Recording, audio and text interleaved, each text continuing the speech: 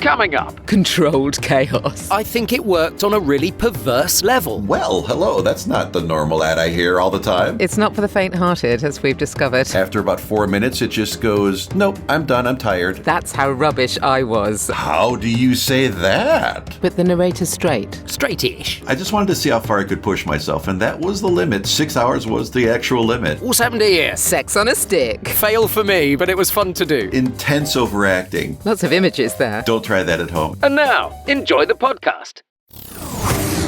How do you say that? How do you say that? How do you say that? How do you say that? Hello and welcome to How Do You Say That, sponsored by BritishVoiceover.co.uk. We are Mark And Sam. Hello. Hello. Hi, Sam. Hello, yes, it's that way round. I'm Sam, he's Mark. Anyway, Yes. How Do You Say That is the weekly podcast for voice actors where we get the chance to play around with real scripts, we make choices, and we discover just how different we all are. Yeah, because there isn't just one way to read a script. There are lots of different ways. So, Sam, before we do that, let's play a bit of true or false. I have 7 notepads on my desk, but I only ever use one of them. Oh, that does sound a bit like you. I will go true. I call It's true on that. absolutely true. Is it? Yes, I bet. I don't know why I've got them there, but it is true, yeah. Do you never get muddled up? No, not really, because I only No. use one of them. Oh, I see. So it doesn't really matter. You just No. grab the nearest one. Yep.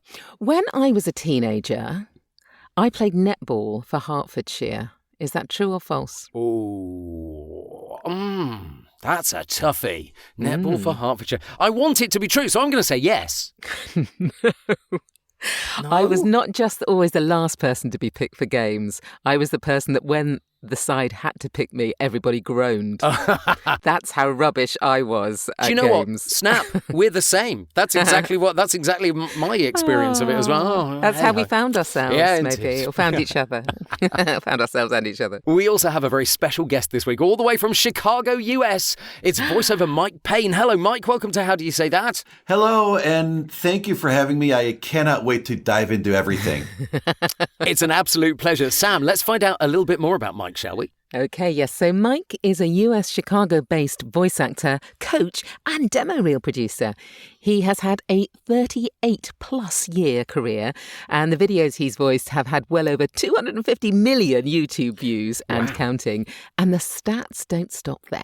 No, they don't. He's narrated 57 audiobooks, and the games he's voiced have well over 1 million downloads. He's also been working in network and major market radio for over 33 years. His first interview was with the late, great Ozzy Osbourne. Fantastic. Well, welcome along, Mike. Have you got a fun fact for us? I do. Recently, towards the end of last year, my wife and I went to see the actual Annabelle doll at a traveling road show. Those of you who are into the horror movie genre thing. Wow. It was quite eerie, surreal. It was a lot of the Warrens. Those of you who know the Annabelle and Conjuring series, the Warrens had kind of they had a road show, and it was very eerie, but fascinating at the same time. And it was it's surprisingly, you would think the Raggedy Ann doll would be small, but it was so massively huge. It was it was very big. It was like the size of half a person. It was so large. Did it give you nightmares? No, but it was just very, and when I posted it on TikTok, it got so much traction, and I'm thinking, and everybody kept saying, sorry for looking at Annabelle, sorry for looking into your eyes, and I've created something unintentionally. Oh no. Wow, it must be really creepy to see that kind of thing in real life. It's like it really exists then. Very much so. Oh, yes. And on that eerie feeling, let's have a look at the first script of our show and ask, how do you say that? How do you say that? Okay, so I've brought a script that is a cybersecurity training video. Okay. I have a question. We have 2 characters here. We have Yes, a there are. narrator Yes. and we have a boss.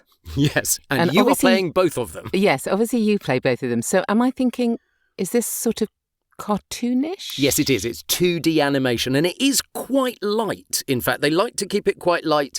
So the Gruff Boss character is quite cartoony. So you can do it quite cartoony. Okay, but the narrator's straight. Straight-ish. Okay, yes, straightish, but yeah. More of the Office kind of vibe, or not quite that tongue-in-cheek? Interesting. No, probably more tongue-in-cheek than that. I think probably more cartoony than The Office. So Okay. if the Office was an anime, Yes, I guess. Or maybe if The Office was The Simpsons. That would work. Yeah, would you get what I mean? Okay. Yeah. What happens in the middle for him to say what's happened here? Good question. So his entire computer crashes as he's trying to do this presentation. Right. Okay, this is gonna test me. Okay. Okay, I'll have a go. Okay. Right. Cross-site scripting, or XSS, is what happens when a hacker manages to inject malicious JavaScript into your webpage. Think micro-scalable, robust. We practically invented the term mega next generation 24/7 global R&D. What's happened here? If you don't escape or encode out of the JavaScript, then the browser will execute it as though you put it into your website. Bravo, bravo. Two very, very distinctive characters there. What did you think, Mike?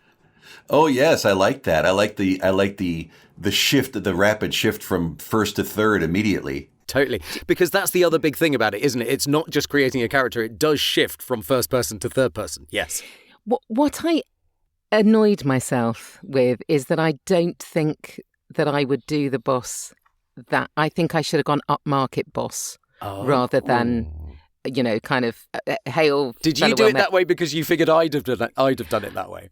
No, for some reason I just did it that way. And I think what I would have probably preferred to have done is done a kind of, upmarket poshy boss. But I didn't. Anyway, I didn't do that. So I did. I think it worked. Do you? Okay. Yeah, I think it worked. Were you looking for more of a smarmy maybe type of approach? Yes, like, I think micro-scalable. Yes, exactly that. Exactly that. Slimy. I think, Yeah. and I suppose it's an interesting point, isn't it? Because the beauty of something like this is you can do it a number of different ways. Yeah, it's, totally. So again, a bit of a gift if you've got it as a audition because you can bring different ideas to it.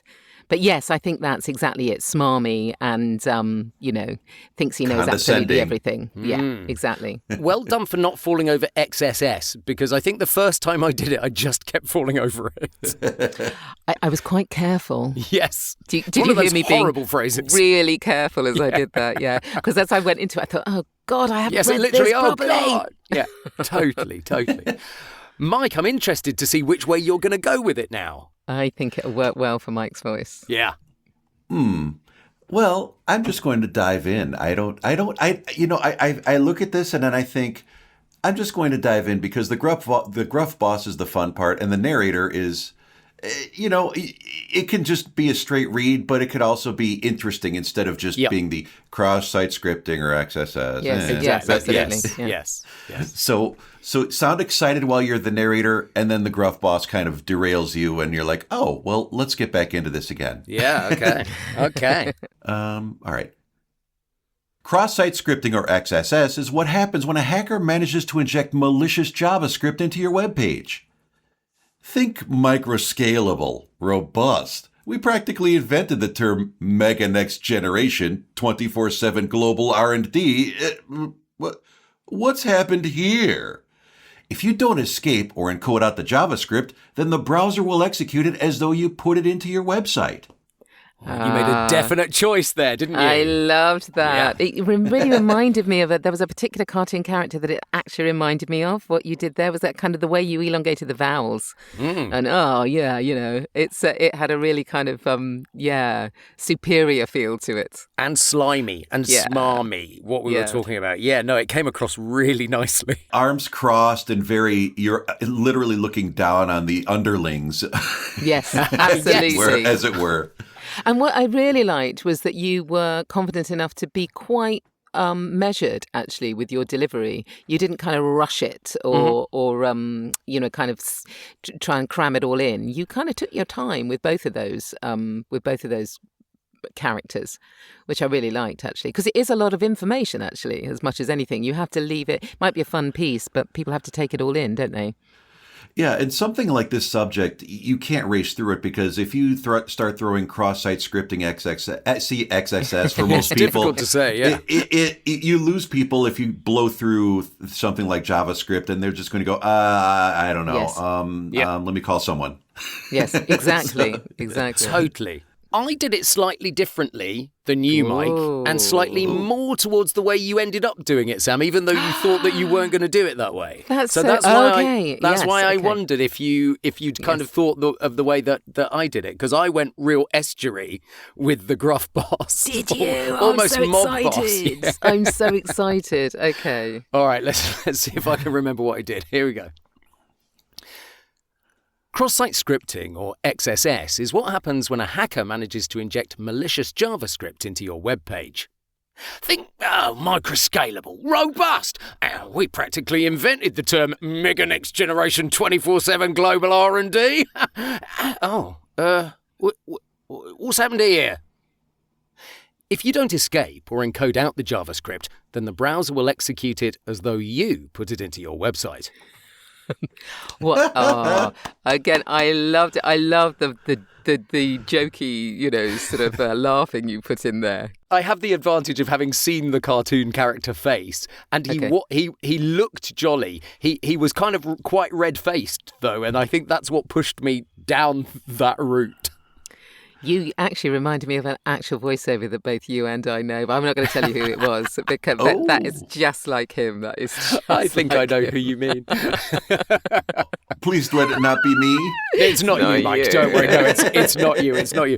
I enjoy scripts like that because it gives you a bit of the straight stuff, which we do is our bread and butter, as we know. But it gives you much more fun within there as well. Yeah, absolutely.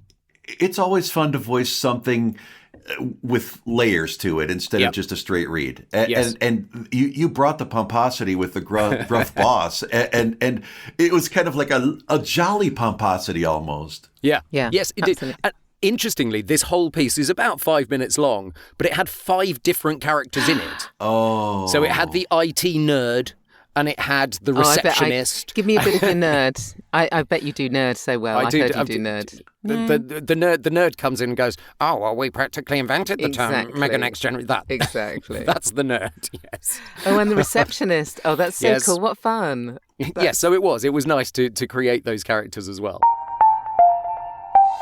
Play How Do You Say That? Well, remember, these are real scripts that we're working on. We've changed names and some details to avoid copyright issues. And you can find both the scripts that we're using today in the show notes of this episode, wherever you're listening, whether it's Apple Podcasts, Spotify, Amazon Music, Podbean, YouTube, wherever. Absolutely. So, Mike, your script is, well, actually, your script in terms of different characters, perhaps, is quite similar. Can you tell us a bit about your script? Well, this script is, it's a bit of a tongue twister, obviously. When you'll hear it, you'll know that. Yeah, so I thought I'd give myself a near impossible challenge, as I always like to do. I like to challenge myself. And it's something that's exciting, and it's fun, and it's kind of trendy, I think. Mm-hmm. So it's more along the lines of something that I would like to be, I would be interested in if I wrote it myself. The stinger at the end is very silly, as you'll find out. So I think keeping it silly, but not Monty Python silly, would something like a half step short of Monty Python silliness. I thought this works better with an American voice than a British voice, is what my first thought was. And then I thought it would work better with a female voice than a male voice. So I'm kind of doing myself down in both ways, but I don't know if I'm at all correct in that. The end phrase that we've got in this script, I find very challenging because it's not something a Brit would say. No. Yeah, absolutely. It's not something a Brit would say at all. So it's a really interesting one, that. So I kind of want to lean into a much bigger character. Shall I have a go first, Sam? Yeah, please do. I'll give it a go. I'm tempted to drop into American, but I think I might offend our American guests, so I'm not going to do that. You could do. I think I'm going to go character. But anyway, go on. Yes, you go. Okay. Chattanooga, get ready! Something big is dropping. Actually, looping. Dropping and looping. We don't know how it works either, but it sounds cool. Introducing Chatt Droploop, the delivery app you didn't know you needed, but now won't be able to live without. Groceries, we loop it. Late night snacks, loop it. Forgot your wig at home and you're at an event? Girl, we definitely loop that. Wow, okay. So I don't think that's even what I was planning. What did you think, Mike? Oh, see, this is fantastic because there is a McDonald's voiceover here in the U.S. that has exactly that voice, and that's a good thing though. But it's perfect. I actually love that. That's fun. I mean, you made it fun instead of the let's just have a British voice do everything, which they do here, by the way. Just for those of you that don't know. So I mean, I'm glad they still do that. Absolutely. And it's fun because you have it tongue in cheek, and I like that. Actually, I really, especially the last, we definitely loop that. I mean, you just, girl, I like that. Well done. Thank you. You started with big energy, I have to say. It was a bit Butch energy, wasn't it? Yeah. Yes. Get ready. Yes, it was, because it's a tough one, isn't it? Because I think that I'm looking at it more and more. I'm looking at it and thinking, oh, this is so far away from my comfort zone. I'm going to go off the mountain. No, right, okay. I hope you don't. I'm going to do something that is a bit of a risk because I'm not sure that I would ever do it like this. But however, let's go for it. Ooh. Chattanooga, get ready. Something big is dropping. Actually, looping. Dropping and looping. Now, we don't know how it works either, but it sounds cool.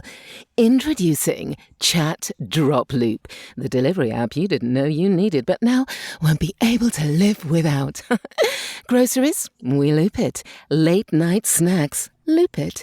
Forgot your wig at home and you in an event? Girl, we definitely loop that. I love it, Mike. Oh, wow. So you made that a luxury brand. Yes. I mean, you turned getting late night snacks into posh. It's fascinating.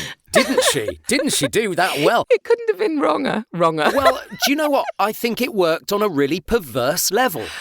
Yeah. Okay.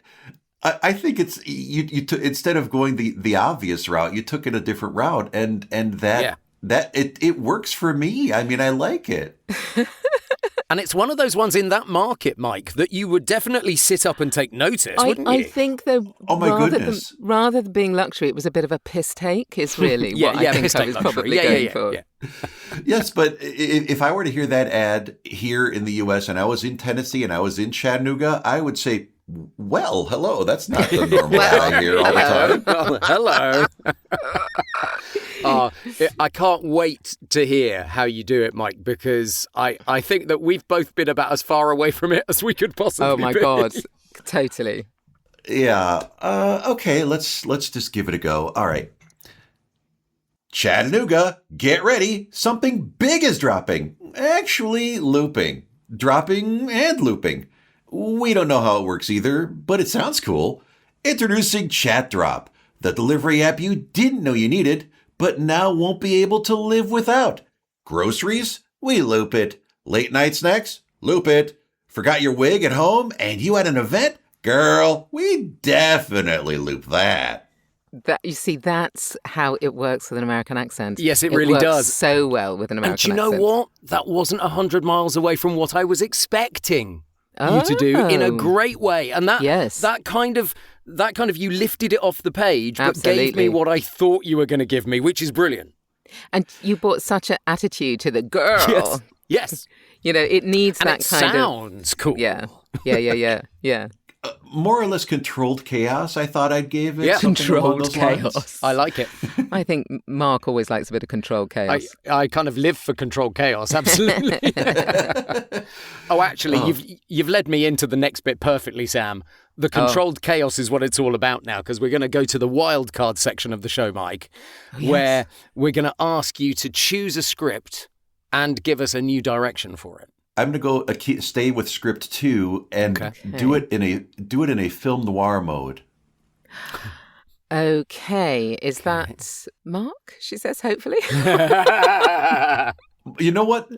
Yeah, Mark, do this one you're in a smoke-filled room and you see people across the bar just chomping at the bit for this app where you need late night snacks and groceries, and you speak to them in a hushed whisper, kind of almost not even raspy, but more Chattanooga. kind of tasty, a tasty delivery. Okay. Film noir is not my favourite, I have to say, so I will do my best. I will do my best for you. All right. Smoky bar, black and white. That's what I'm thinking. Yes. Chattanooga, get ready. Something big is dropping. Actually, looping. Dropping and looping. Oh, we don't know how it works either, but it sounds cool. Introducing Chatt Droploop, the delivery app you didn't know you needed, but now won't be able to live without. Groceries, we loop it. Late night snacks, loop it. Forgot your wig at home and you're at an event. Girl, we definitely loop that. So more X-rated than film noir, I feel. Yes, I think I did. I think I dived into the wrong end of the pool. Literally gave us sex on a stick. With the last line, I could just envision when you say girl, and then she turns around and looks at you across the bar. And she's surprised. What, me? Are you talking to me? I probably should have started with, it was late night. Yes, exactly. Just and to that get would have more got you into it. Yes, and I went the wrong way getting into it. Yeah, exactly. God damn it.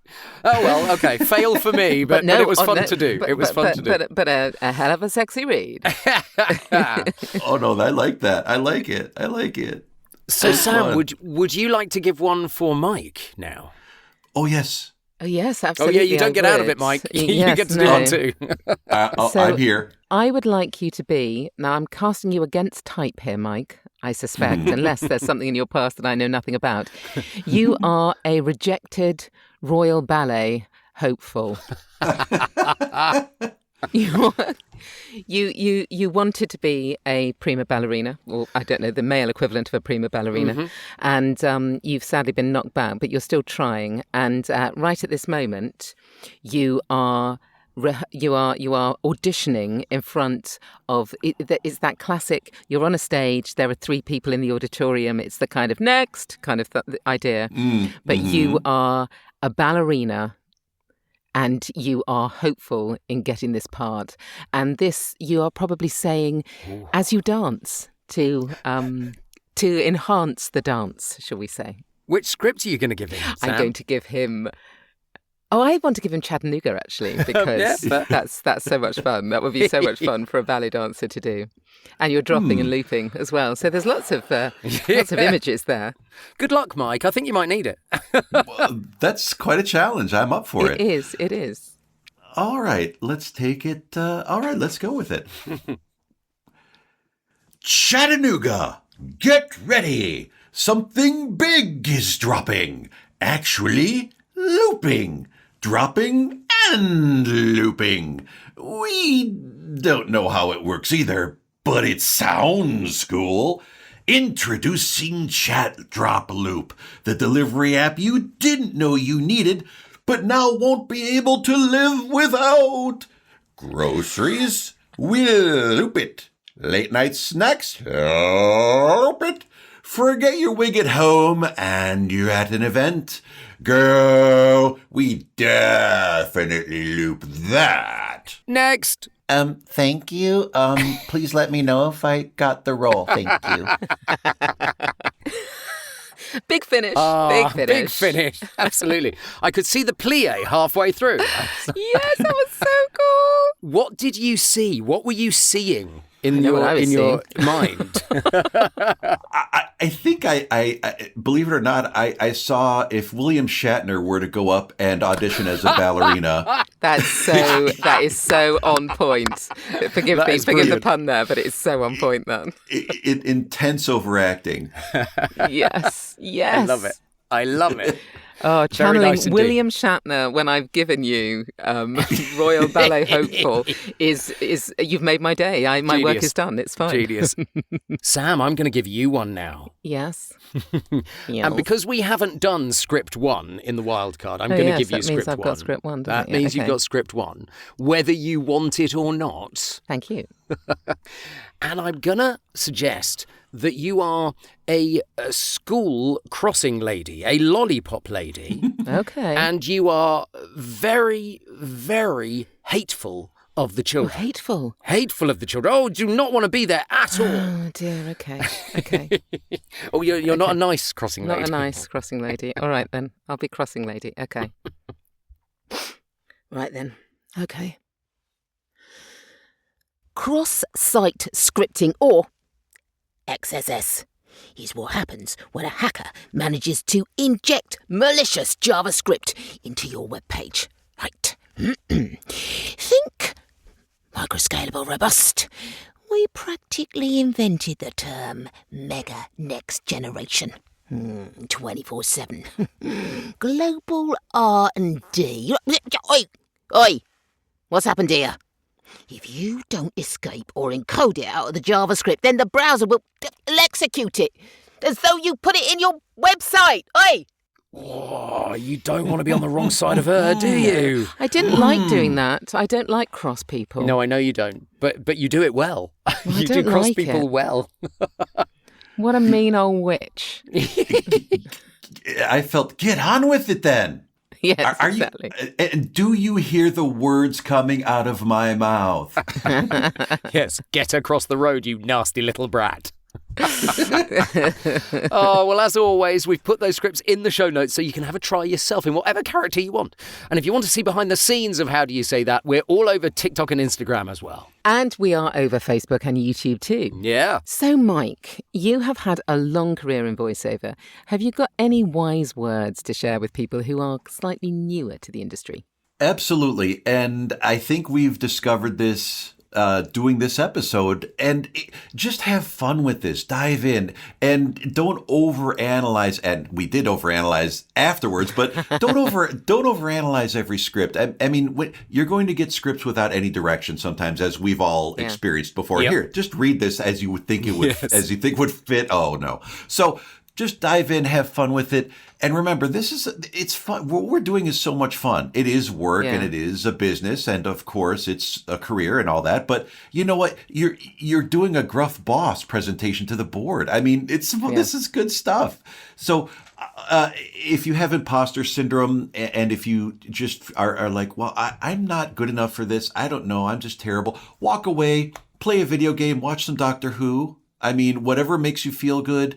And come back and go, okay, I'm ready. And it takes a thick skin to be in this business, but you can also kind of learn that. For sure. And also, it's only a bit of recording. If you do it wrong, or you don't love what you do, or you don't have to keep that bit of recording. No, you can do it again. Sadly, we do here, so you hear all our terrible takes. But but you know, ordinarily, you know, your advice actually is brilliant as well for auditions, because we often really worry about auditions, don't we? And we sort of think, oh, I've got to get this right. We haven't got the ability to see inside the mind or the head of the people that are going to be looking at these auditions or listening to these auditions. So we may as well just have fun, give 2 or 3 completely different takes on it that, you know, follow the brief, sometimes rather loosely, and you know, and just send it off and get it done. Yes, send it and forget it is the thing. And what I always do, if they allow you 2 different takes at least, is do the one on the level, and then the second one, go absolutely different with it. Just be completely wild, like you know, a bartender, or I don't know, a silly newscaster or whatever. Just and you never know, they may even hire you for another project based on that second character. And that's happened to be a bunch of times. Maybe sexy film noir. How about that? Maybe sexy film noir. Exactly. It doesn't really matter what they think of us when they get it, when they listen to it, because we will never know. Well, that's true. You know, we don't have to be on their shoulder imagining them listening to it.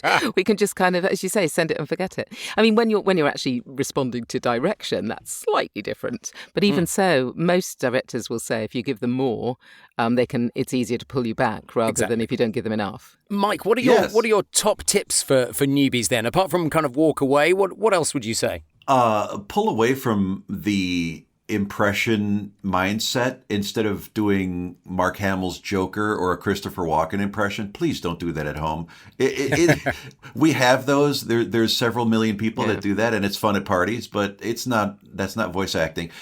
Just enjoy your favorite genres and make it your own instead of trying to make it someone else's own. Just be you. It's so hard to be you, and I just like the originality of some things. When someone I get no bigger joy in life than when someone takes a script and runs with it and makes it their own, even with my direction aside, and they just take it and become their own character and their own person. And so they bring their own authenticity to it in a way. They rewrite the definition of the direction, and I love that, and that's absolutely what I live for. And I'm getting a big smile on my face just talking about it. So yes, absolutely. And also, if you can recognize that there are, if in sort of character work, if you can recognize that there are characters out there that you think you would do justice to, then practice that. Go away and find out about it. I'm always, as you know, Mark, I'm always rather in awe of the fact that you have nailed the different announcer styles of the 20s and the 30s and the 40s and the 50s, and they're all different. They're all slightly different. Slightly. But